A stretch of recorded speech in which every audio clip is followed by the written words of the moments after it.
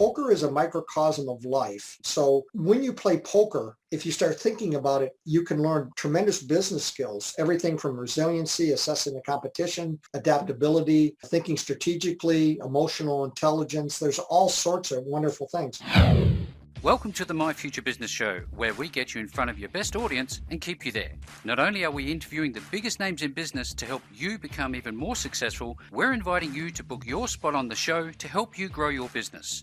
So at the end of the call, make sure you fill in the interview application form at myfuturebusiness.com/interviews.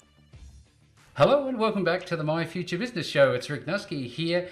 Today, do I have somebody incredibly talented? This is a little bit left of center for what we normally talk about, but there's a very good reason, and you can apply it to not only your skills as a poker player, but your skills in business, in life, and so many other areas, and you'll understand why I say that. And with that all being said, I'd love to welcome to the show the wonderful Mr. Chuck Clayton. Welcome to the show, Chuck. Thank you, Rick. I really appreciate being on here today. Yeah, and look. How long will we be on, just so I know, so I can... Oh, look, you know, it goes for as long as you need to go. So we'll measure it as we go along. Great. We'll be done within 6 to 8 hours, okay?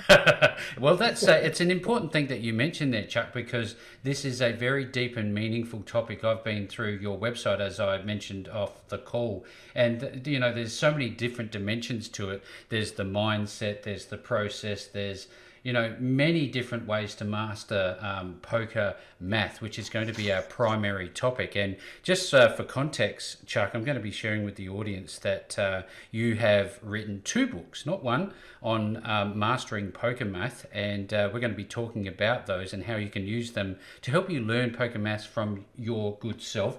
But before we do that, need to know a little bit about you. I'd love to spend a couple of minutes finding out a little bit of the basics. So where are you located? Sure. I'm in Georgetown, Texas right now, and I grew up in Michigan, lower Michigan, the Detroit area, Dearborn Heights essentially was the name of the place that I grew up mostly. Had wonderful parents, and unfortunately they passed away, but they were incredible influence, and it's each year I appreciate them more and Yes. all the things they taught me correctly to treat people right and to go after my dreams and all that other good stuff.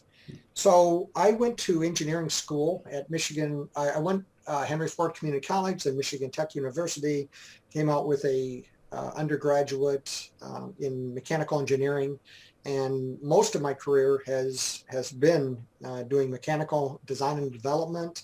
I've also been a systems engineer, a quality engineer, a Six Sigma expert at Raytheon. Have worked on everything from ground support equipment at the space shuttle to rockets and missiles and bombs, and also with oil field equipment, computer equipment. So I've got a lot of different types of experiences. And when you look back, it's like, wow. But you know, at the time, you work a job, and mechanical engineering is mechanical engineering, and you'd learn the different. Once you learn the basics, you can go and do a lot of different things. So I've been very, very fortunate. I've been very fortunate to work with some incredibly intelligent people. And hopefully a little bit of it's rubbed off, at least a little bit. Anyway. I think it has. And so I did a charity event for the International Cancer Advocacy Network. And, well, I'll go back a little bit and how I got into this whole poker thing. And I'll try to keep it relatively short. In 2004, my sister's daughter, Claire Nelson, was diagnosed with glioma, which is a brainstem cancer. The International Cancer Advocacy Network, it was called something different at the time, but that doesn't, what's important is they tried to help, and unfortunately, with one of these test programs, it didn't work, and my sister's daughter passed away. But I stayed on because I really liked the person who runs it is Marsha Horn, does a phenomenal job. The International Cancer Advocacy Network helps people with late-stage cancer, and they're a 5-star charity. And the great nonprofits, just an incredible organization. So I started going to meetings and things, but I'm kind of a doer. And so I danced Argentine tango, and I did an event in 2012, and it was very successful. And we pulled in a reasonable amount of money for the charity again in 2014. And I came out after I left Raytheon. I came out here and and I had a friend back from Tucson and said, well, about doing a casino night. So I said, why not? I'll figure it out. And the guy I worked with said, well, why don't you do a poker tournament? So I said, okay. So how do you get people to come to an event? Well, you go to their poker tournaments. So I did what was called a free roll, and I started playing, and I really enjoyed the game. Once the charity event had completed, I continued to play, and we did more charity events for a while, and that grew, and but I was absolutely fascinated with the game. So Yeah. I kept taking notes. I pulled out an old statistics book from college. I just loved the mathematics of poker, and we'll get into that a little bit. But what happened was I ended up writing my first book on the math. It wasn't my first book I'd ever written, but it was a book on mathematics, and it's been very successful. It's on Amazon.com. It's now called Mastering Poker Math, and then we added the volume 1 when the second volume came out, and in this year I came up with volume 2, and that really goes deeply. The first one is basically learn the math at a visceral level and then integrate it with your game because they're so important. And the second one is to know what's called equity. You have business equity, you have home equity, where you also have poker equity. Okay. Yep. And so, if you have pocket aces, I have pocket queens, your equity is 82%, which means you're going to win 82% of the time. Okay. So that's pretty straightforward. But what happens when you get a third hand and a fourth hand and all this other stuff? So it gets really complex very fast. But the game is so deep that I've tried to use practical math, and I'm really pleased and excited that I've been able to do this work, and it's helped a lot of people. So Absolutely. I love it. I've looked at it on a cursory level because, again, it is a very, very deep thing. Now, speaking of deep, is there a way that you can simplify this at all as a practitioner, somebody who takes up these books? Does it simplify the process, do you think? Well, yes, in many ways. And let's do some examples. You have 52. Well, you play cards, correct? Or Sometimes, yes. Okay. How many cards in a deck? 52, I think. Exactly. How many times does 52 go into 100, approximately? Well, less than one. Oh, only Well, one. twice. Yeah, twice. Twice. Yeah, sorry. Okay. So that's okay. That's called the rule of 2. Yep. And how the rule of 2 works is, let's say you have, do you know what a straight is in poker? That means 5 in a row. Yes. 3, 4, 5, 6, 7. Okay. Yes. Real simple. Yep. So let's say you have 5, 6 in your hand, and 3, 4 come out. So the 7 or the 2 will give you a straight. Correct. Correct. How many cards is that? Is it 6? 8. 8. There's 4 and 8. Oh, of course. Oh, because again, I don't play this too much. No, it's okay. But there's 8 outs. And what an out means is if you get one of those cards and the straight is the best hand, then you're going to win the hand.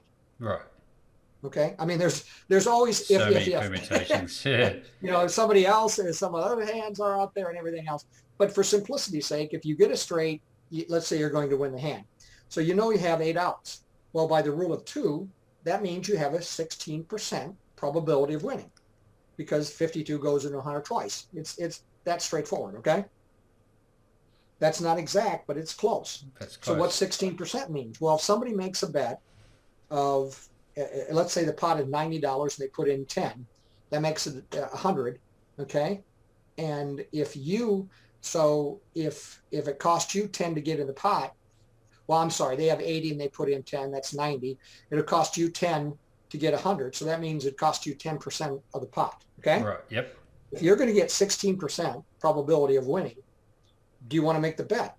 The answer would be yes, right? Because over the long term, maybe not now, maybe not 3 times in a row, but eventually you'll do well. Okay. Got it. So that's how you utilize that. And then it always gets very complex at that point because implied odds. Even if it was more than 16% of the bet, then the fact that maybe you could take a lot more chips from somebody else, and so on and so forth. You clearly you come across as somebody who has a magnificent mind, and I'm sure that the way that you teach people this makes a lot of sense. But in terms of writing the books themselves, can you share with us how long it actually took you to put these two together? Sure. The first book, I would say, took about 1,000 hours, Wow. and that may or may not sound like a lot of time, but let me explain. When you're writing a book, Mm. um, I I was very fortunate on the first book that I wrote.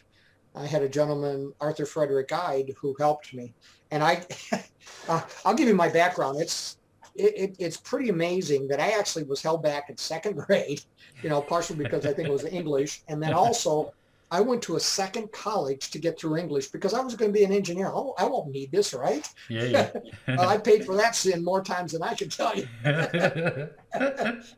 And I'm serious. I went to another college just to get through the English because I'm not going to need that.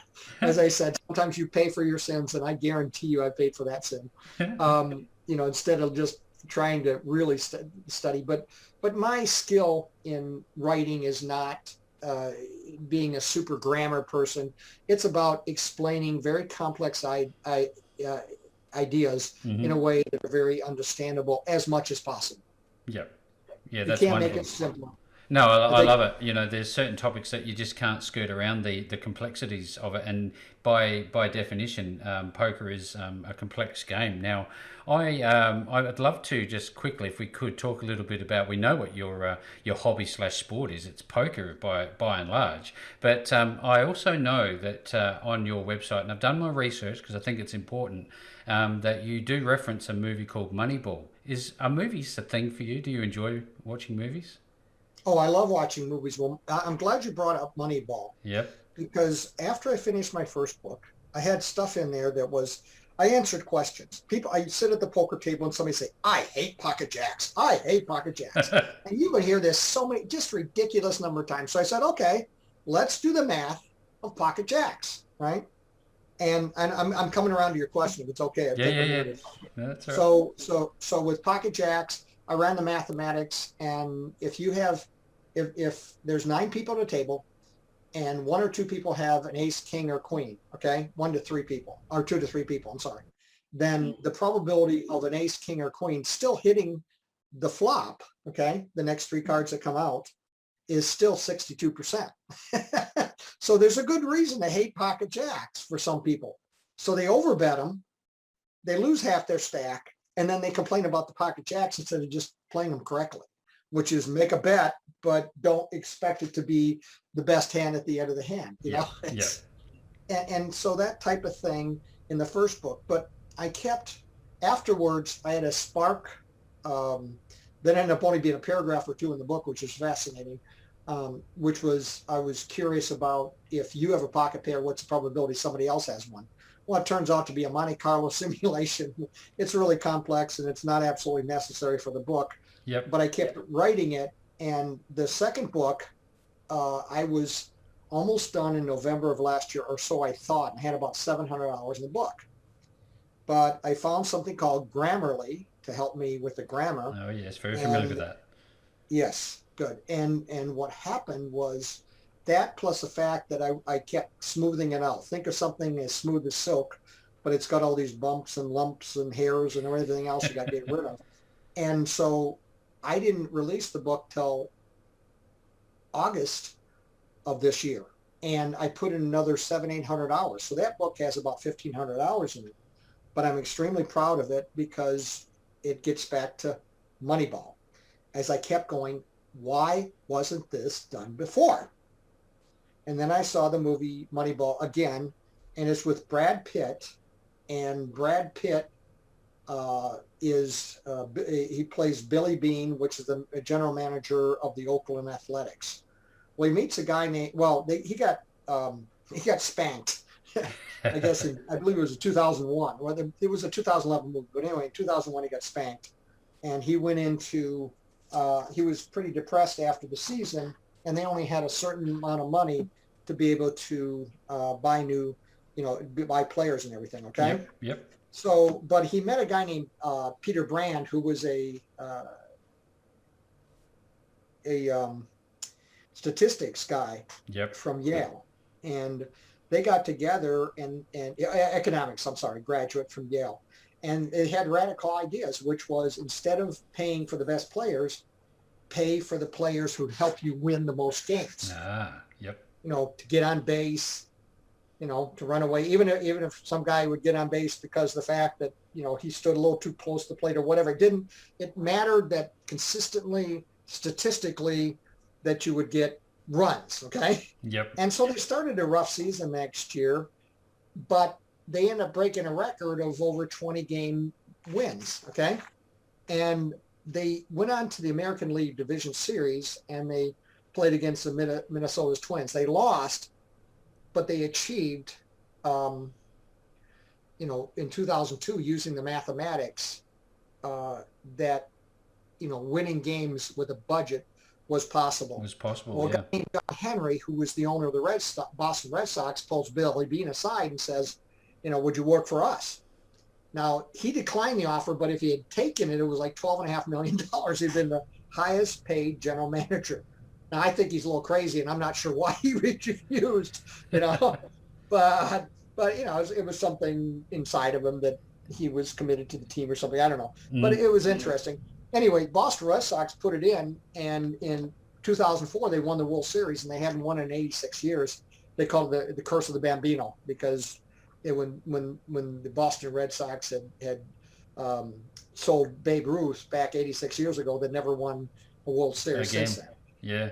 So until then, so the so-called curse of the Bambino was finally, vanquished, right? And if that's the right word. So the moral of the story is that in huge industries, even like baseball or poker, sometimes there's something missing. There's a huge gap. And the gap in the poker math, I thought it should have been done 20 years ago, but nobody just sat there and really pontificated it like I have. Okay. And that's not to say other people aren't capable or anything else, but so many people, even some of the top players, they just don't get the fact of how the mathematics can be utilized. Now, I've not won any major championships and things like this, but I do understand at a very visceral level. I can even tell you, if you're playing in front of me, what you potentially have been dealt. And in times when I'm in a betting routine, that helps me make a decision based on the mathematics plus based what I know about you as a player. So it's a little bit of an edge. It's not a huge edge, but it helps with the confidence, and where you can say, well, I think, it doesn't feel like this, but you know it by the mathematics. So you can accelerate the skills in the game much quicker than you ordinarily could. So this is all above board legitimate strategies. This is not like counting cards or anything like that. I don't really even understand what that term means. Is that part of it, or how does that come into this picture? Well, yeah. Let's go back to counting cards. Counting cards is in blackjack or 21. Right. And that is a very legitimate thing. There's a movie out called 21. And it's based off a book called Bringing Down the House. And I actually have that story in my second book when I talk about future probabilities, because what happened was an MIT professor got together with a bunch of the students, and they smashed Vegas for about 5 years by going out and counting cards. And what they did was, think of density, okay? Yep. And you have, aces, kings, queens, jacks, tens, right? A certain density. And by counting the number of higher cards that are coming out, and I don't remember the exact number, but at some point it means that the density that's coming out means that the probability that the next cards, when you're playing, are going to be a certain number of cards. By knowing those probabilities, you can make bets instead of you make all these smaller bets until they had these hand signals or whatever, or facial ticks or whatever the heck they were, and then they would change and make larger bets, and they would win. And out of 5 years, like the one of the story in the actual book, personally, I don't like the movie that much. It's too Hollywood. Yep. And I really like, but I love the mathematics behind it. And what happened was, in 5 years, my understanding that they got 30% on their investors every single year consistently. Wow. And it was, there was, there's always human emotion and everything else in there. And so you get full of your own self and things. And I watch that type of stuff a lot in any type of game. But the bottom line was, now they have card counters and things like this, so you can't count cards. Now, Texas Hold'em is totally different because you're not playing against the house. When I go to play a tournament, whether it's in a casino or whether it's in a card house like we have here in Texas, you pay a certain amount to enter the tournament, right? So they already have the casino already has their money. When I'm counting cards, it's basically I know what the probabilities are. If I have 2 flush cards or 2 hearts in my hand and there's 2 hearts on the board, I know there's 9 hearts out there, then it can help me make my flush. And if I have an ace of hearts and another card, I know that I will have the nut flush, which means I will win the hand as long as the board isn't paired. If the board is paired, then there could be a full house, okay? Yep. But so if I know there's 9 cards out there, you remember the rule of 2 again? So what percentage is that? Can't remember. 9 times 2 is 18. exactly 18% probability. So that means if somebody makes a bet of let's say 200 into a 800 800 pot, okay, that if they make a 2 into 600 and then it costs me 200, which is 20%, so I'm basically getting almost even money, okay? And again, if you there's a whole bunch of equities, and you have fold equity, and you also have and you have the thing here is like implied odds, okay? If somebody even if you don't have the odds to make the bet, if you get the card you want, you might be able to take part of or all the other person's stacks. So you think about that. But that's where the game is really complex, and that makes it fun. I can tell you, I can tell this is a passionate thing for you, especially given the mission and where this all came from. I think that's critically important for everybody to remember. It's not just about going out there for greed or anything like that. There's a real mission behind what you're doing, and now helping others to be better players is obviously part of that bigger mission. Now, you mentioned earlier when you play tournaments and you go to certain places, what I had a thought was, and it's an interesting one, is that you would become known. You would almost have relationships with these places that you play at. How does that work when they start to know you? They know the face and they know, here he comes again. What do you think their response is? Well, it's actually very positive.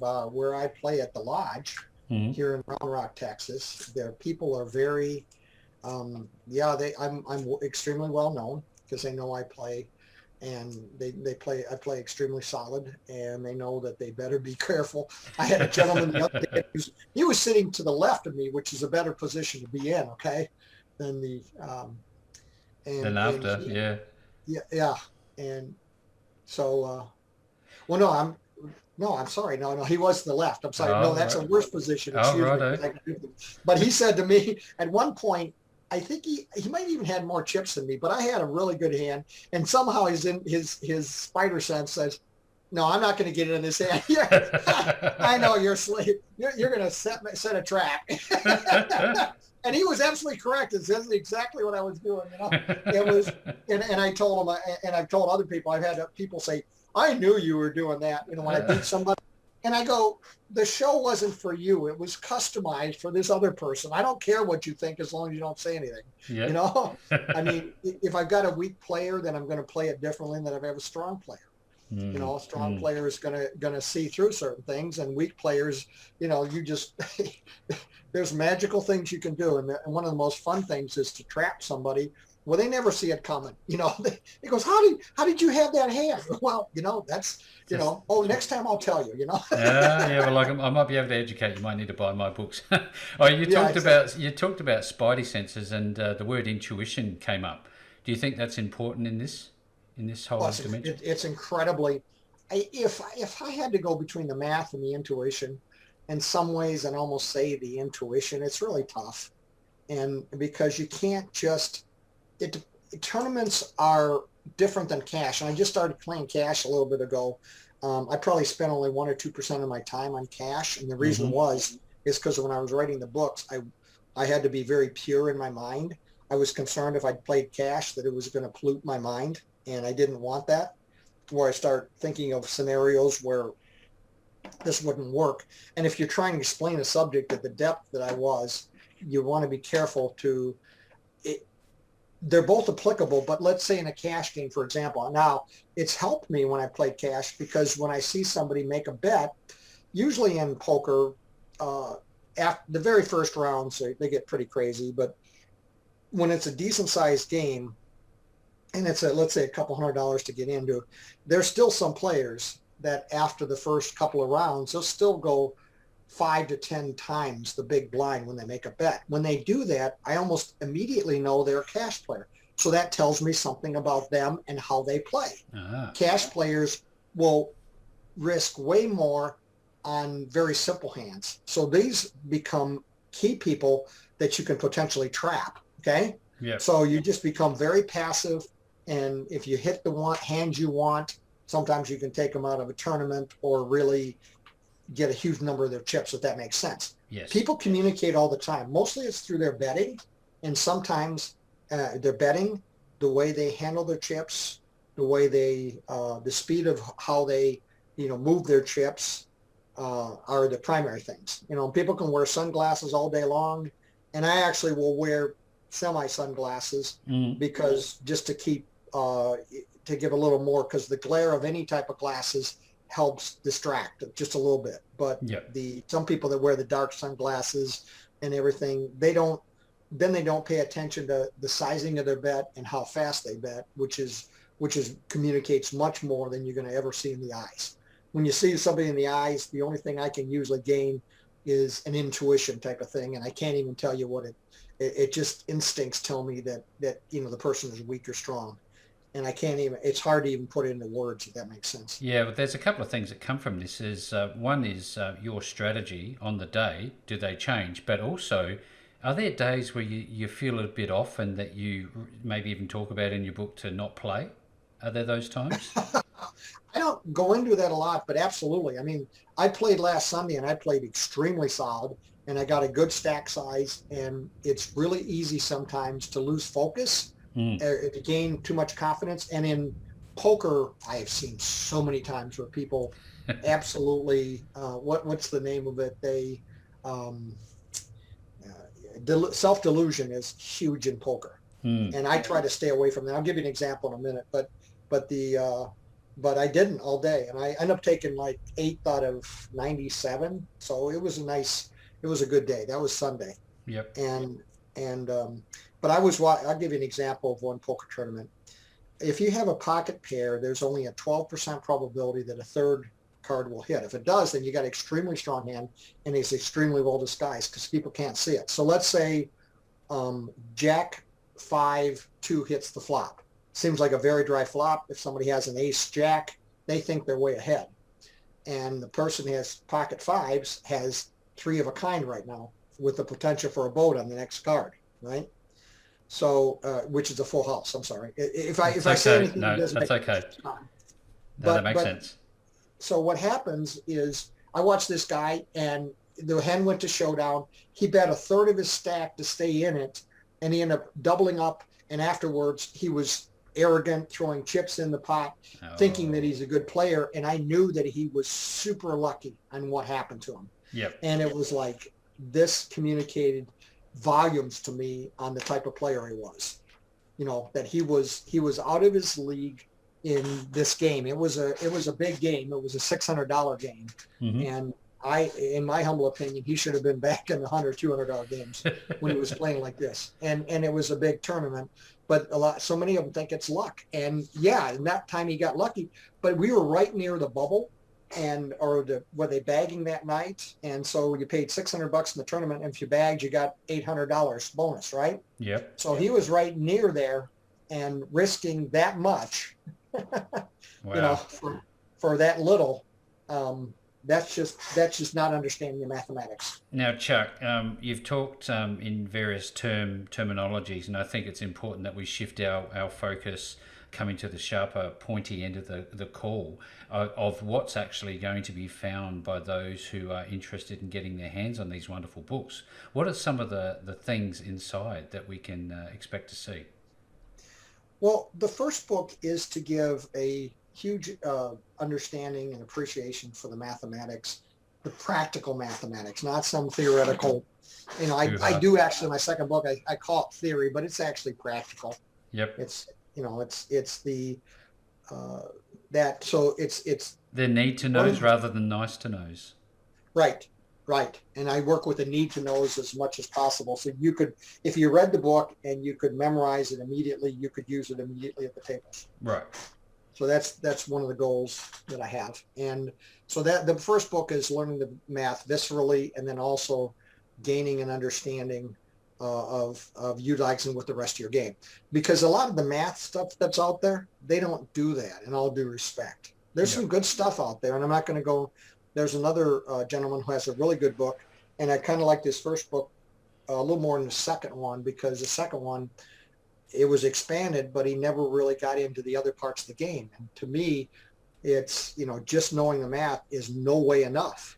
You've got to put it with the rest. So I was very careful. And then the second book, it's, even though, the first book, you have a real strong understanding of math, it goes even deeper in the mathematics and on a level to become basically what's your equity, and think of equity as ownership, like we mentioned before. If you have pocket aces or another cards, or you have multiple players, what's your approximate equity, and then what is your risk assessment?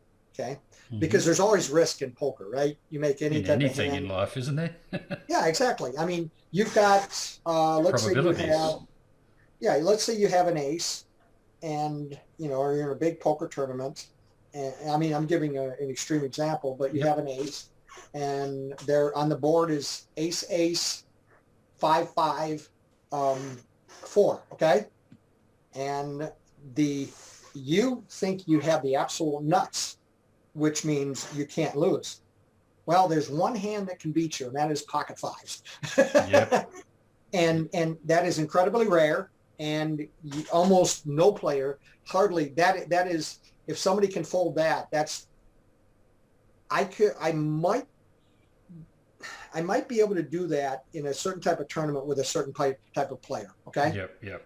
But if I had pocket aces, I'd know they're one other ace, and the person would probably play, if they had an ace, the same way they'd play if they had the pocket fives. So if they're a good player, you'd never know the pocket fives, if that makes sense. Yeah, absolutely. So that's an extreme example, but as a player, you need to know what could beat you so that you don't, oh my gosh, Yeah.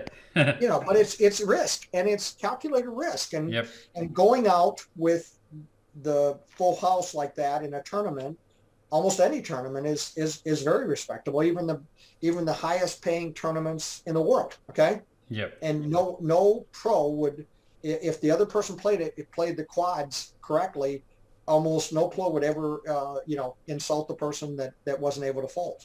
I mean, because you probably shouldn't fold. I see here, this really brings all of the other dimensions to playing poker properly. We've talked about intuition, we've talked about understanding mathematics, we've talked about risk assessments, confidence, probabilities. This, to me, the book seems to be more like a gateway tool, a resource that people can start to learn more about this. But I suspect that there's going to be almost a relationship that they need to build with someone like you to learn more. Do you work with people? How can people work with you to get more help to learn how to play properly? Well, they can more than happy to contact me through my email. I can give that to you. If I work with somebody, I definitely prefer that they read my books first, because I don't want to, it's not inexpensive, but I want to make sure that the person gets something out of it. Okay. Yep. And I don't want, and the same way as for your program, I don't want to waste my time either. Okay. No. I don't want to teach somebody some of the very basics when I can guide them to a book. If they're asking me about the rule of 2 and 4 and how to count outs and things like that, they should know that. What they should be asking me is, I'm in this situation and I'm third from last, and somebody makes a bet and I didn't know what to do. So I just start asking them the same questions. How large is your stack? Where is it in the tournament? What type of player has this been? Okay. What type of tournament is this? What, and I start asking all, and it's always the same questions. And after a while, it's like, oh, I get them to think for themselves, Yep. so I'm kind of trying to work myself out of a job. I know that sounds crazy, but that's the way it is. No, Okay. that's you're getting to a finite end, and I like that. You're not just trying to sap out more money and all the rest of it. You're trying to actually help people become better players. That's the ultimate goal here. Now, I know that you have a number of different areas on your website, but when people get to your website, one, what is it, and two, what are they going to find when they get there? Well, my website is www.masteringpokermath.com. And it's which is the name of my books also. So if you go to Amazon, you can find them under Mastering Poker Math Volume 1 and Volume 2. Mm-hmm.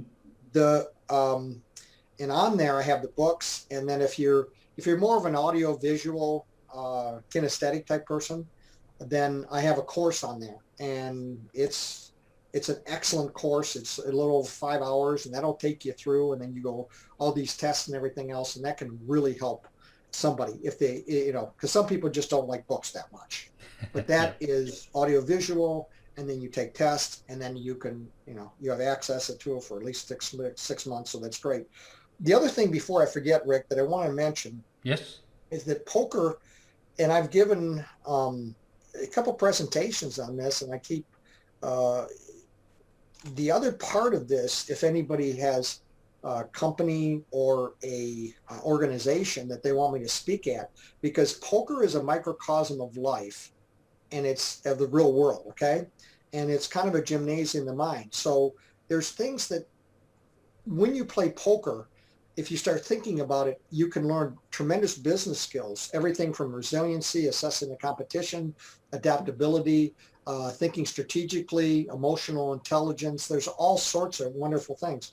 And poker has also been utilized before in military skills. Some of the people who are some of the top chess players have come over to poker, more so than people going from poker to chess. And the reason for that is there's a lot more, for all the brain power it takes to do chess, there's a lot more money in poker, right? So it's kind of a one-way street, and that kind of makes sense. I mean, this, chess is an incredible game as well.